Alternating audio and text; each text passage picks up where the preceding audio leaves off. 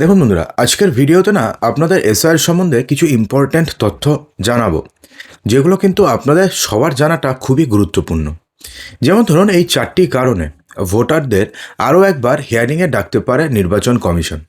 তো সেক্ষেত্রে final voter তালিকা অথবা চূড়ান্ত ভোটার তালিকা কবে প্রকাশ হবে সেটা কিন্তু এক প্রকারের নিশ্চিত এখন হয়ে গেছে। ঠিক আছে, যে কবে চূড়ান্ত ভোটার তালিকা প্রকাশিত হবে এবং ফাইনাল হিয়ারিং কত তারিখ পর্যন্ত হবে সেটাও কিন্তু আপনাদের জানিয়ে দেবো এই ভিডিওতে। অর্থাৎ সেই তারিখের পরে আর কোনো হিয়ারিং হবে না।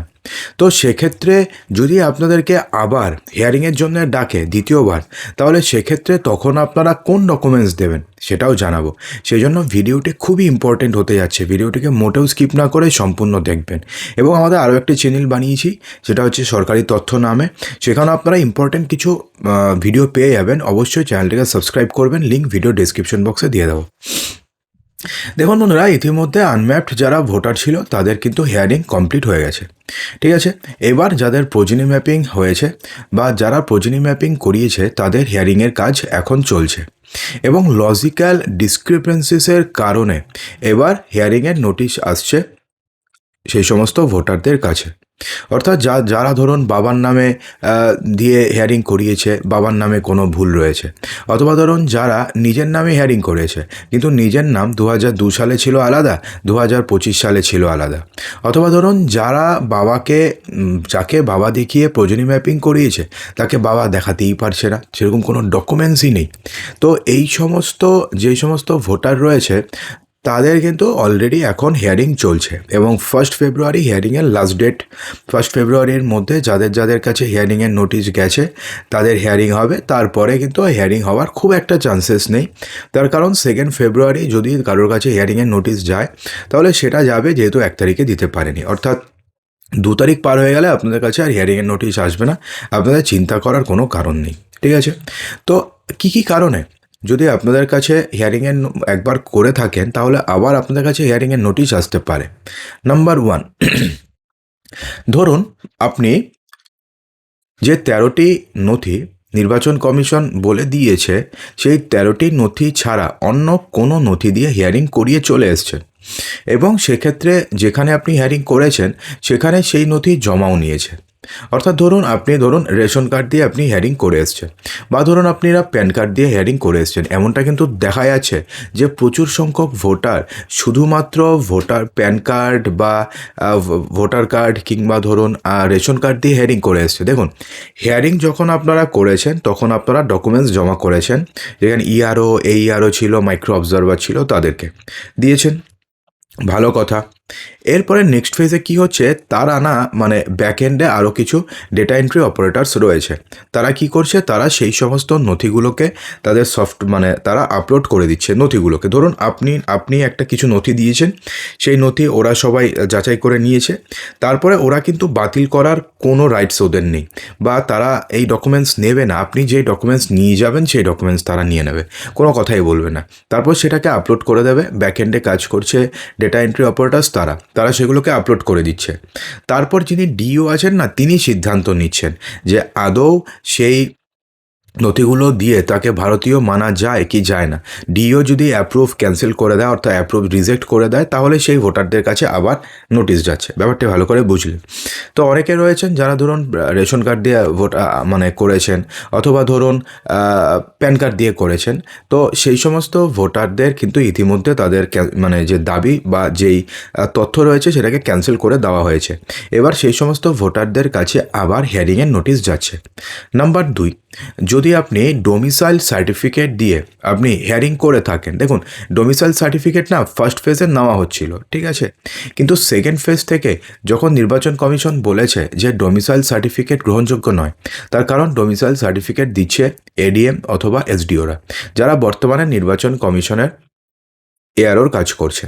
ঠিক আছে, তো এই অবস্থাতে দাঁড়িয়ে যেহেতু ডোমিসাইল সার্টিফিকেটটাকে কোনোভাবে অ্যাকসেপ্ট করা হচ্ছে না, তো সেই কারণে ডোমিসাইল সার্টিফিকেট দিয়ে আপনি যদি হিয়ারিং করিয়ে থাকেন তাহলে সেক্ষেত্রে আপনাদের নামে আরও একবার হিয়ারিংয়ের নোটিশ ইস্যু করবেন নির্বাচন কমিশন।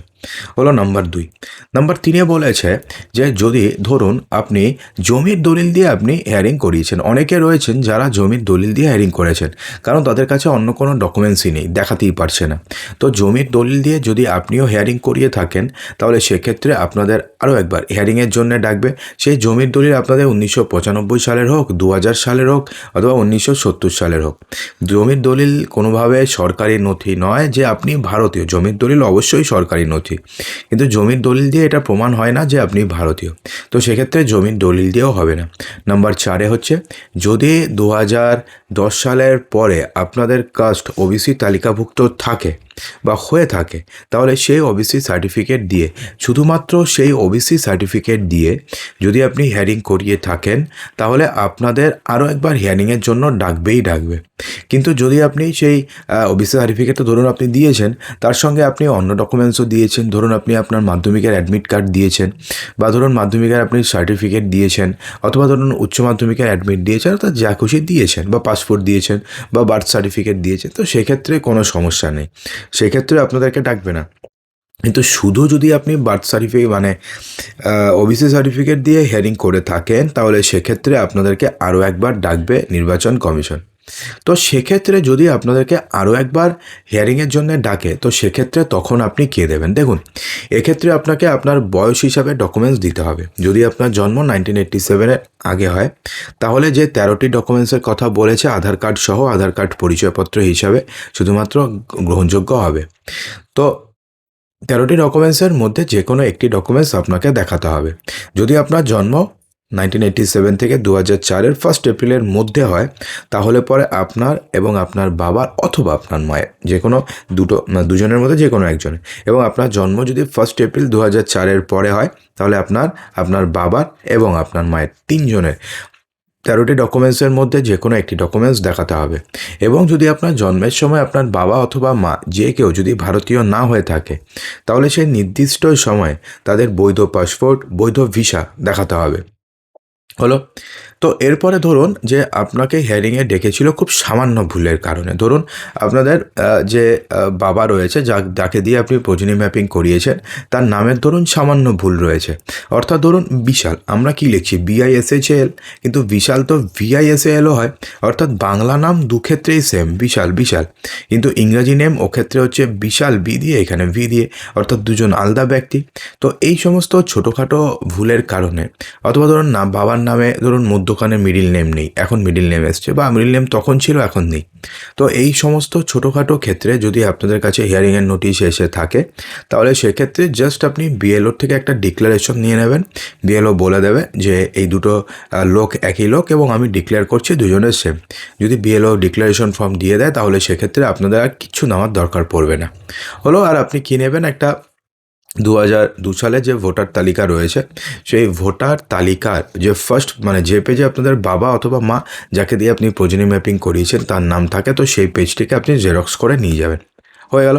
তো এছাড়া আপনি যা রয়েছে EF ফর্ম, তারপরে নোটিশ, আধার কার্ড, বাবার কিছু ডকুমেন্ট, সেগুলো তো আপনাকে নিতেই হবে, সেগুলো তো একটা কমন। কিন্তু এই জিনিসটা হচ্ছে সবথেকে ইম্পর্টেন্ট, সেটা নিলে আপনাদের আর কোনো সমস্যা হওয়ার কথা নয়।